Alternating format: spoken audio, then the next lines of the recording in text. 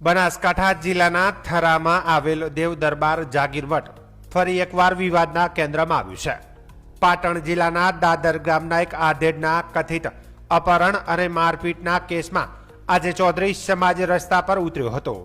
પાલનપુર ખાતે જિલ્લા પોલીસ વડાની કચેરીએ મોટી સંખ્યામાં લોકો પહોંચ્યા હતા અને મુખ્ય આરોપીનું નામ ફરિયાદમાં ઉમેરવાની માંગ સાથે ઉગ્ર આંદોલનની ચેતવણી આપી હતી।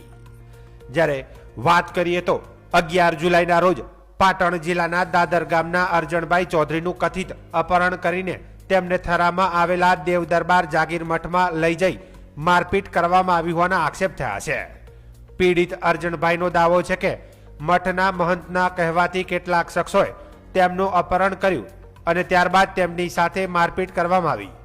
આ અંગે તેમણે થરા પોલીસ મથકે લેખિત અરજી પણ આપી હતી। ઘટના બાદ પોલીસે 5 નામજોગ અને 6 અજાણ્યા મળી કુલ 11 લોકો સામે ગુનો નોંધ્યો છે। 3 આરોપીઓની અટકાયત પણ કરવામાં આવી છે અને તેમની પૂછપરછ ચાલી રહી છે। પરંતુ પીડિત પરિવાર અને ચૌધરી સમાજનો આરોપ છે કે ફરિયાદમાં મુખ્ય આરોપીનું નામ સામેલ કરવામાં આવ્યું નથી।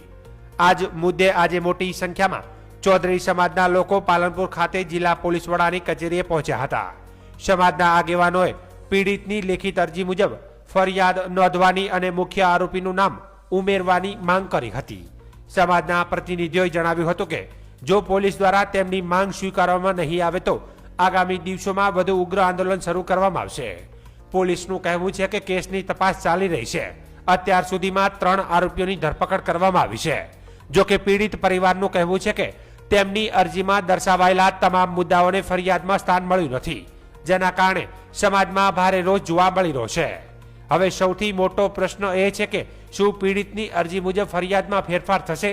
શું મુખ્ય આરોપીનું નામ ફરિયાદમાં ઉમેરાશે કે પછી આ મુદ્દો વધુ ઉગ્ર બનશે? આ સમગ્ર મામલે પોલીસની આગામી કાર્યવાહી પર સૌની નજર છે। જે આ ઘટના બની છે અજમલભાઈની, એ 11 તારીખે થરા દિયોદર નાળી કે જે બનાવ બન્યો છે અહીંયાથી એમનું અપહરણ કરવામાં આવ્યું છે। અપહરણ કરીને એમને દેવ દરબાર જગ્યાની અંદર લઈ જઈ અને બાંધીને ઢોર મારવામાં આવે છે। જગ્યાનો મન તેમની ઉપર સિતમ ગુજારે છે।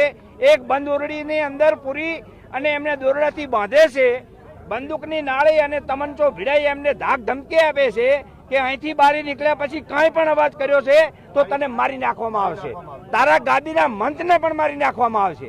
તું સાયલેન્ટ થઈ જાજે અને મેં તને 1 વર્ષથી ધમકી આપતો હતો। એના વિડીયોના માધ્યમથી એ પોતે બોલે છે, હું નથી બોલતો। એ બળદેવનાથ બાપુ એવું બોલે છે કે તારી પાછળ હું 12 મહિનાથી છું અને તને આ અંજામ આપવાનો હતો અને તને આજ ઉપાડી લીધો છે। ઓકે, તો આજે શું માંગ કરવામાં આવી છે? માંગ કરવા હું એસપી સાહેબ જોડે અત્યારે આવેદન પત્ર આપીને આવ્યો છું। એમને ખૂબ મને ભરોસો આપ્યો છે, ન્યાયતંત્ર પર ભરોસો રાખજો। જે કઈ ઘટના ઘટી છે એની ઊંડી તપાસ કરી અને એના મૂળિયા સુધી પહોંચી અને આપણે એને ઉજાગર કરશું। પણ બીજું તમે સાયલેન્ટ રહી અને મારા ઉપર વિશ્વાસ રાખો। હે, પરિવાર છે, સમાજની શું માંગ છે? પરિવાર અત્યારે બહુ દુઃખી છે। આ ન્યાય મળે, ન્યાય જે અરજદાર જે છે એને એ જ છે કે મને ન્યાય મળે। બીજું મને કોઈ પેલું નથી, મને કોઈ આની ઉપર પેલું દુઃખી નથી। મારું નામ ચૌધરી અમીરભાઈ। દેવ દરબારની જગ્યામાં જે ઘટના ઘટી એમાં અમારા સમાજના આગેવાન મુરબ્બી અજમલભાઈને અપહરણ કરીને લઈ જવામાં આવ્યા। ત્યાં જઈ એને મારવામાં આવ્યા અને જે લૂંટ આચરવામાં આવી એ તમામ ઘટના સમગ્ર બનાસકાંઠા જિલ્લા અને રાજ્યના પોલીસ વડાની સામે છે। આ ઘટનાના સંદર્ભે આજે ચૌધરી સમાજ આવેદનપત્ર આપવામાં આવ્યો હતો કે જે ઘટના ઘટી છે એની મૂળ સ્વરૂપે ફરિયાદ લેવામાં આવે। ફરિયાદમાં અને વાસ્તવિકતામાં વિસંગતતા છે, એના આધીન થઈ અને આજે ચૌધરી સમાજ આવેદનપત્ર આપવામાં આવેલો। બસ આ જ વાત હતી। માંગ નહીં સ્વીકારે તો શું? નહીં, માંગ સ્વીકારવાની માન્ય પોલીસ વડાએ ખાતરી આપી છે। અમે એફિડેવિટ આપવાના છીએ, પોલીસ એફિડેવિટ લેવા તૈયાર છે। જે કોઈ આરોપીઓ છે એની તટસ્થ અને નિષ્પક્ષ તપાસ કરવાની પણ જિલ્લા પોલીસ વડાએ અમને ખાતરી આપી છે। સમગ્ર સમાજ અને 18 આલમે આજે જે પ્રેમ આપ્યો છે, હું બધાને ખૂબ ખૂબ અભિનંદન અને શુભેચ્છાઓ પાઠવું છું। કારણ કે જે પ્રકારે એક ધાર્મિક સ્થળ ઉપર જે દરેક સમાજની આસ્થા જોડાયેલી છે એવા ધાર્મિક સ્થળ ઉપર એક આ પ્રકારનો હિચકારો અપહરણ કરાવીને હુમલો કરવામાં આવે તે નિંદનીય છે। જે પ્રકારે અમારા ફરિયાદીએ અપહરણની ફરિયાદ લિખિતમાં આપી અને એ મુજબની 5 દિવસ પછી ફરિયાદ લેવામાં આવે છે અને જે લિખિત પ્રમાણેની જે અમારી ફરિયાદ હતી પ્રમાણે ફરિયાદ ન થતાં ફરીથી આક્રોશ જોવા મળ્યો. આખા ગુજરાતે જોયો છે. કારણ કે ખૂબ એ પ્રકારનું જે એમના ઉપર અત્યાચાર ગુજારવામાં આવ્યો છે. ખુદ પીડિતે અર્જણ કાકાએ એમના મોઢેથી એમનું નિવેદન એમણે આપ્યું છે કે જે દેવ દરબાર મંઠના મહંતે એમણે અપહરણકર્તાઓને મોકલ્યા છે અપહરણ કરવા માટે, અપહરણ કરાવે છે, ત્યાં લઈ જઈને એમને ઢોર મારવામાં આવે છે એમના લુખ્ખા તત્વો દ્વારા. પછી દોરડો બોધવાની વાત થાય છે. આપણે બધા વિડીયો જોયા છે. એ વિડીયો જે મારનાર લોકોએ જ ઉતારેલા વિડીયો છે અને એમાં ચોખ્ખું કહેવામાં આવે દોરડો લાવો બોધી દી અને રીતસરમાં લઈ જઈને એ મઠના મહંતે દોરડાથી બોધીને ખુદ માનસરીએ લાકડીએ નગ્ન કરી અને એમને મારવામાં આવ્યો છે. ચૌધરી સમાજ હંમેશા શાંતિપ્રિય સમાજ છે. તમે જુઓ 7 દિવસથી કેટલો શાંતિ જાળવી છે. એ જ બતાવે છે કે ચૌધરી સમાજની શાંતિપ્રિય સમાજ છે. ક્યારેક કોઈને વીર વિગ્રહ થાય એવું નિવેદન પણ આપતા નથી, પણ ન્યાયની અપેક્ષા તો રાખે ને.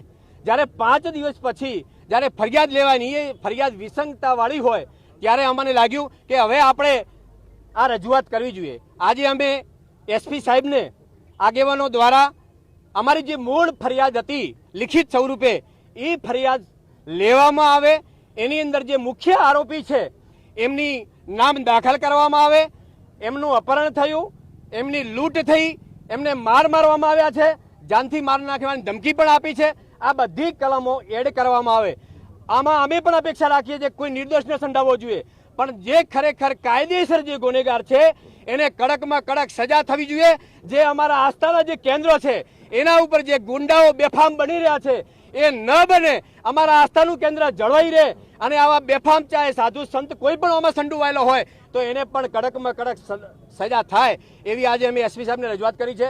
ખૂબ સરસ રીતે અમને આજે એમને સાંભળ્યા છે અને કડકમાં કડક કાર્યવાહી થાય. અમારી લેખિત જે અરજી છે એ પ્રમાણેની એની કલમો લગાડવામાં આવે એવી અમને અત્યારે ખાતરી આપી છે. છતાં પણ અમે હજી પણ સંયમ રાખીશું અને જો અમારી જે રજૂઆત છે, અમારી જે મૂળ લિખિત અરજી સ્વરૂપેની જે ફરિયાદ છે એ પ્રમાણેની કાર્યવાહી નહીં કરે તો પછી ન છૂટકે અમારે ઉગ્ર આંદોલન કરવું પડશે અને જે કંઈ પણ જવાબદારી બનશે એ સરકારની અને પોલીસ તંત્રની રહેશે.